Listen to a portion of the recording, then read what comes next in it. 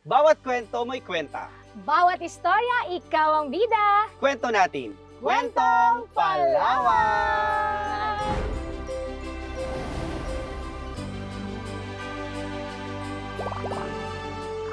Lumipas na naman ang isang taon, mga kakwentuhan. At syempre, magbabagong taon na naman. Ilang araw na lang. At dahil dyan, nais namin kayong batiin ng Happy New Year! Wow! Ang saya ng partner ko. Oo, ibigyan na natin sa kanya yung kasiyahan. Well, anyway, nakaraan partner, no, sa ating last episode ay Christmas celebration. So natapos yung Christmas at ilang araw na lang ay sasapit na ang pagpapalit ng taon. No? Yes. 2025 Mm-mm. is about to come at Correct. syempre we are all excited na bagong taon, bagong buhay. So, Correct. ito na naman tayo sa mga pangako natin magbabagong buhay. Ang tanong, may nabago po ba? Kaya Ayan, nga, yung parang mga- nakaraan lang, nag-usap tayo about New Year's resolution and now Oo. we've come this far, naka-season 1 na tayo. Nako, hindi ito hopefully ang ating pamamaalam, pero alam natin na sa susunod pang mga episodes at mas marami pa tayong pwedeng ikwento sa kanila. Mas Nako, masaya, mm-mm. mas makabuluhan at Kwentong Palawan 2.0. Abangan nila yan next year. Oo, naku partner, sa isang taon, nagsimula tayo January at up until now, Mm-mm. marami tayong napagkwentuhan, kwento ng buhay, kwento ng pag-asa at syempre, kwento rin ng kwentong Palawenyo. No? Nakakatuwa that's kasi right. we are all proud na maibahagi sa kanila, maikwento sa kanila kung ano nga ba talaga ang kwento ng Palawan. Oo. Diba? And may mga episodes tayo na Mm. very inclusive, no? Lalo na sa mga vulnerable sectors like Yes. yan, nung Women's Month, meron tayong Mm-mm. episode para sa women empowerment, di That's ba? right. And nung October, meron tayong National Mm. IP Month. So, feature din natin yung ating IPMR. Mm. And meron din tayong kwentong magsasaka. Yes. Ako partner, nais ko lang i-share sa kanila. Ano nga ba itong kwento natin? Ano nga ba talaga ang kwentong Palawan, 'di ba? So nais nating ibahagi sa kanila ang kwento na mayroon ang kwentong Palawenyo. Correct. Nais nating ikwento sa kanila kung gaano nagsisikap, papaano lumalaban sa buhay, Mm. at papaano nagiging inspirasyon sa ating mga kababayan, hindi lang dito sa Palawan, maging sa iba't ibang bahagi ng mundo. Kung saan Correct. tayo napapanood at nakikita at naririnig sa ating mga social media Oo platforms. nga, I agree with you, partner. No, itong podcast, and to be technical about it, itong vodcast, Mm-mm. it's a very powerful medium, no, wherein we can give voice to our fellow Palaweños kasi naikukwento nga natin dito ang kwento nila. Ang maging kasama nga dyan yung mga vulnerable sectors tulad ng nabanggit ko kanina. And yun, naka 23 episodes tayo for this season. And for this season, ako, huling hirit, hopefully hindi, would like to commend and thank, of course, the Provincial Information Office headed by our very dynamic and creative Attorney Christian J.V. Cohamco. That's At right. ako, gusto ko rin i-take yung opportunity na ito na magpasalamat at higit sa lahat, i-commend yung effort ng Creative Media Services, of course, with the help of our ever creative at Yes. syempre Dynamic napaka-dynamic rin. din na ating supervisor, Ma'am Ana Calapardo. Yes, Siya ang we love ating you, Ma'am mother. Ana. We love you, Ma'am Ana. Maraming salamat sa patuloy na pag-guide sa amin para sa mga ideas natin. Of course, yung ating mga kasamahan sa creative media and information. Working behind the scenes, Yes, tulad oo. ngayon. Thank you very much sa kanilang walang sawang pagbibigay ng kanilang buhay at higit sa lahat, paglilingkod sa ating mga kababayang Palawenyo. Napakaganda, no? Kasi sa PIO, di ba, kwento lang natin, sa PIO, marami tayong mga ginagawang hindi lang nila alam, marami tayong mga ginagawang mga programa, no, para sa kapakanan ng ating mga kababayan in Yes. terms of information dissemination program. Yes, kasi yan ang mandato natin to deliver transparent, creative, and dynamic communication services sa mga fellow Palaweños natin. Shout out sa ating mga magigiting, mahuhusay, at higit sa lahat, walang reklamong mga photographers and videographers. Shout out sa kanilang lahat. Oo, kay Master JC, ayan, kay Kuya Yes. EJ, kay Kuya Burns, at kay Kuya Limart at kay Kuya Paul at sa lahat ng mga Okay. kasamahan natin dyan sa opisina. Oo nga, yung mga kasamahan din nating information officer, Yes, syempre. oo. Naku, maraming Full salamat support sa din kanila. yan sila parati sa atin. Mm-mm. And ito nga, ano ba partner yung Mm-mm. pinaka naging paborito mong episode natin dito sa Kwentong Palawan? Ako, ang pinaka-paborito kong dalawa ang tumatak sa akin. Number one, syempre yung unang air natin, yung West Philippine Mm. Sea. Kasi syempre kwento ng Palawan yun eh. Oo Kwento nga. nating lahat yun eh. And another thing, yung Lingkod Bayani natin. Yung Lingkod Bayani episode natin, kasi syempre kinuwento natin, tayo bilang isang mga kawani ng gobyerno, paano nga ba tayo naglilingkod? Paano nga ba ano yung kwento natin? Kasi naman Oo. talaga yung pinaka-purpose natin. Ikwento natin sa kanila ang kwento natin, ang kwento ng bawat isa. Diba? Oo. Wow, nice. No?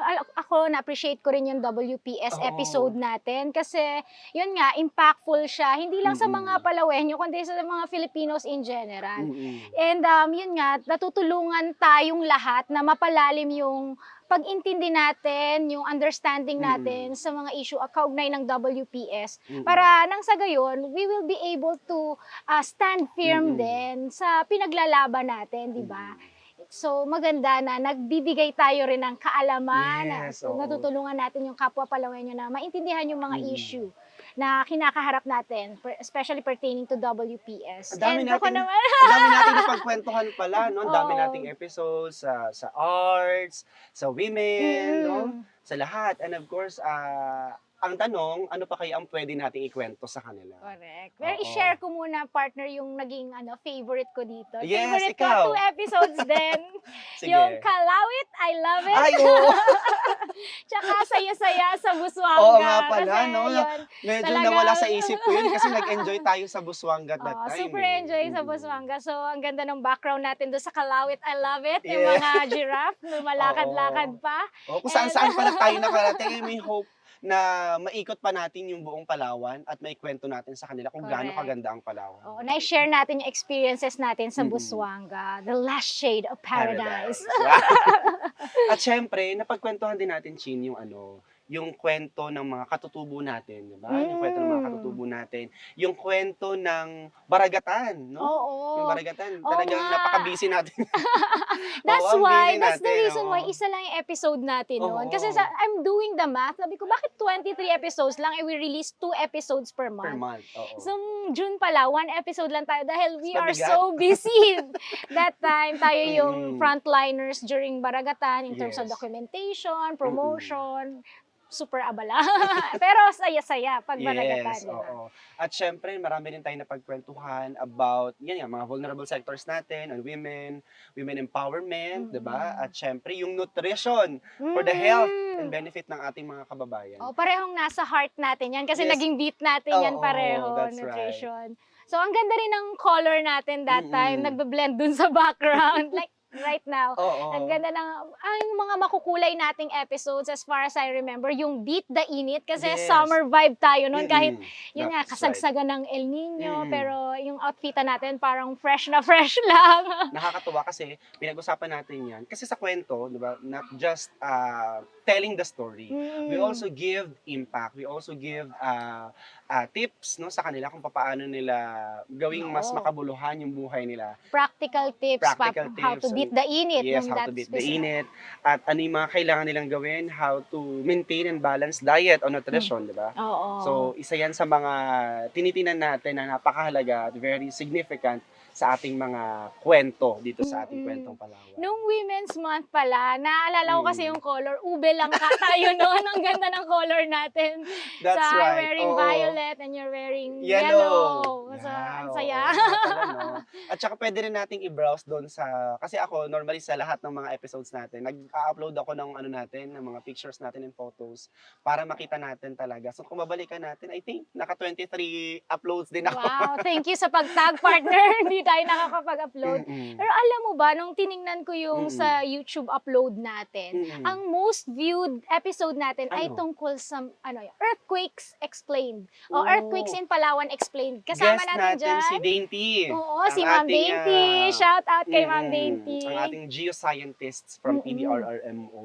Oo. Ibig sabihin, nakita natin yung interest, no, Mm. ng mga kababayan natin when it comes in a certain Topic, di oo. ba? Kasi kaligtasan ng nakataya And dyan. then- So people are very interested to Yes, know. and one thing I realized, partner, kasi first time in history sa Palawan na magka-earthquake. Oo. Kaya we are all, ang tawag dito, Shaken. shaken.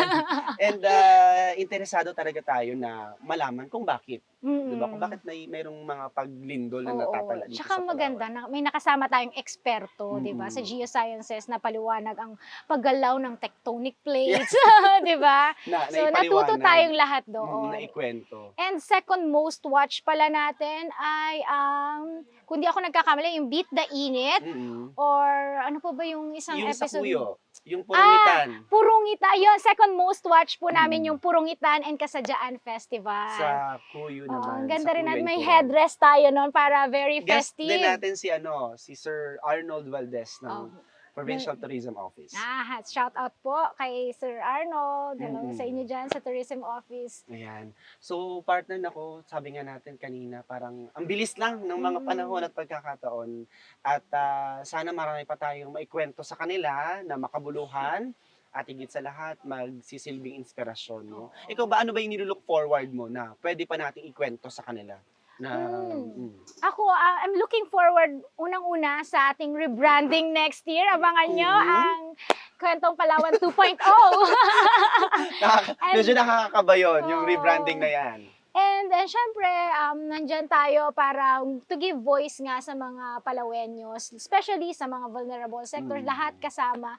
And next year, sana ma-include natin yung mga kwento naman ng ating mga CICL, mga PDL, and kung paano ang provincial government ay nakakatulong to restore them back to the community. That's right. So, partner nako, maraming salamat. Walang hanggang pasasalamat po ang ipinaaabot namin sa inyo dahil sa inyo pong patuloy na pagbibigay suporta sa ating pong social media platforms na pakapagbigay sa atin ng mga latest update. At huwag niyo pong kalilimutan, mag-subscribe po sa ating Spotify, Kwentong Palawan, at ating YouTube channel, PIO Palawan, at syempre ang ating mga official social media accounts, Instagram, Facebook, TikTok, and the Threads. Ayan, nandyan na po tayo sa lahat. At wala na tayong oras, partner. Hindi po ito ang huli nating pagkukwento. Marami pa tayong dapat pagkwento.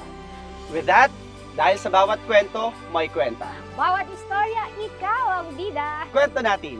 Kwentong Palawan!